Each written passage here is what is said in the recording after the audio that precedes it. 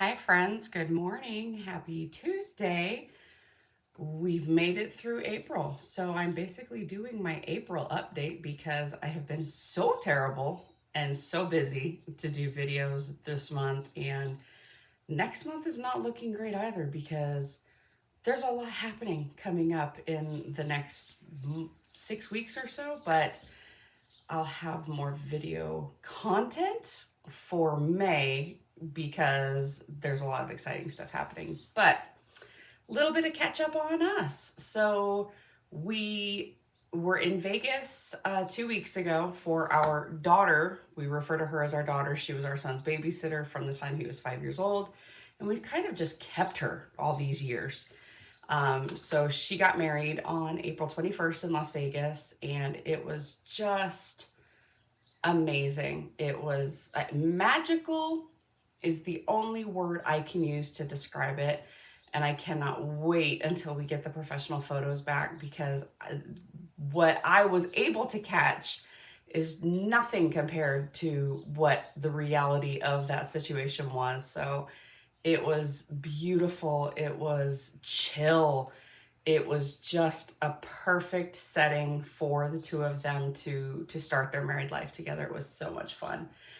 And it also happens to be the same location where my husband and I got married in November of 2007. So we hadn't been back to the club since we got married. And this is the Secret Garden, and it's secretgardenweddings.com in Las Vegas. So we had to recreate our money shot, right? You may kiss your bride shot. We went back to the gazebo where we got married and we recreated the kiss, and it was so much fun and just a nice laid back wedding, if you can believe that that's such a thing. So we got her married. She is now, living her married life, and we're so very happy for them and love that we were such a huge part of that day for the two of them. So then this last weekend, we just did a day drive. We went up north to where my father-in-law is buried in Alpine, Arizona, and I updated my springtime decor for his grave. I took away the stuff that we had put up there for Christmas in November because they get a lot of snow up there. So we haven't been back up there since November just because the weather kind of prevents it. So I took the wreath, like the wreath actually lived the entire winter. I can't believe it. It stayed upright. The wreath stand stayed there. I was thrilled. So I did some super fun springtime decorations, and I put a pinwheel up there, which is just hilarious. Like it's just so funny. It makes you smile. It makes you laugh. It's a happy type of a thing, which is what I am going for with regards to my father-in-law. And I choose happy memories. I choose positivity. I choose to remember all of the amazing years that I had with that man who was basically an interim father for me for the entire time I've known my husband. I can honestly say I spent more time with that man in 18 years than I did with my own biological father in 40. Hold on, I was 43 when my dad died. So in 43 years with my biological father, I spent more time with my father-in-law just because we were local to each other. So today is the 1 year since we lost my father-in-law, which, yes, it's sad. It's unbelievable actually to me that we have been without that man for an entire year. But I encourage my husband to talk about him. I love to share stories. I love to just laugh at conversations we had with him, even when he was in the hospital, because those are good memories that we have. And we spent so much time with him the last 2 months of his life that neither of us have any regrets that I wish I would have with regards to him before he died. There are certain things that, we wish we could have done with him, but we had no regrets with regards to the amount of time we spent with him because we spent almost every single day with him in one form or another. Either one of us was there every day, or the last 2 weeks of his life, he was not too far from our house and we were there with him every single night at dinner. I was with him at lunch and dinner because I would take him food. So we choose to remain positive. We choose to just remember the good and be so unbelievable thankful for the 69 years that that man was on this planet, because we were so lucky to have him in our lives. Now, with regards to my weight loss journey and my workouts and so on and so forth, I honestly can't even give you an updated weight or any of that stuff because I have not stepped on the scale in 2 weeks. I haven't gone off track. I haven't done anything stupid with regards to my eating. I've just been so flippin' busy that I haven't been able to get on the scale, or I will start drinking my coffee and then I'm like, oh, oops, I was supposed to weigh myself. So I plan on doing it tomorrow. It's May 1st. Why not? And we'll go from there. So I am making some progress in the gym. Ugh, if you can kind of see my bicep there, that was a weak attempt.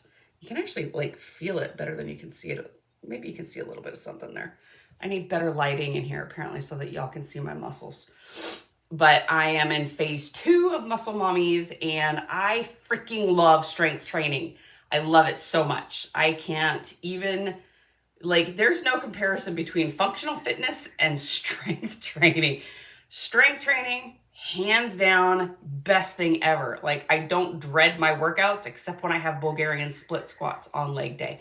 Those ones I do dread because those are my least favorite exercise ever. But yeah, that's what's been basically happening here. I mean, we had such a busy April. I can't even like remember everything to talk about. We are heading to Vegas again this weekend because my office has a May party it's the first weekend of every single May.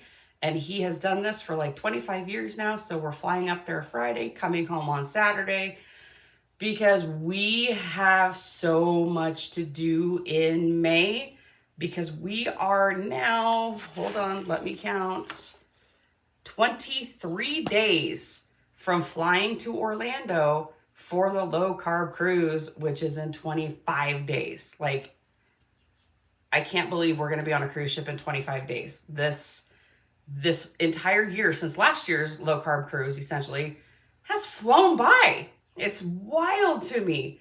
And I've been super busy with doing the planning stuff on the committee. We've been reaching out to get swag and sponsorships and door prizes and things like that. So I cannot wait to get on that cruise ship and experience the Low Carb Cruise 2024 and also share my story. So yeah, I've got 15 minutes to do my story, which like if you guys have watched my story on here, it's almost an hour long. So obviously I can't start from the time I was little. So I think I'm going to kind of emphasize the fact that I had weight loss surgery and start from weight loss surgery in 2011 through 2024, because that might be able to get squeezed into 15 minutes, but we'll see. Hopefully I don't go over. I have to practice and I only have 23 days to do that. So if there is something specific that you would like me to share about my story, because it will be recorded, it will be posted on the Low Carb Cruise website and YouTube page, let me know. If there is something that I should really focus on with regards to my story that may help you or, may resonate with others, let me know the types of things that you would like to hear about from my perspective. So other than that, guys, it's almost time for me to start work. I've got my window open here in my office. I'm listening to the quail. It is beautiful out right now. It's going to be hotter than hell in about 2 hours. So I am absorbing every bit of the beauty in the first thing in the morning as I can. But I will be sure to get better about doing my videos, especially leading up to the cruise. I'm going to do some cruise prep stuff, show you guys what we're doing, show you what we're packing, and just kind of anticipation of what we're going to be doing next month. So everybody have a fantastic rest of your week, and we will see you in May.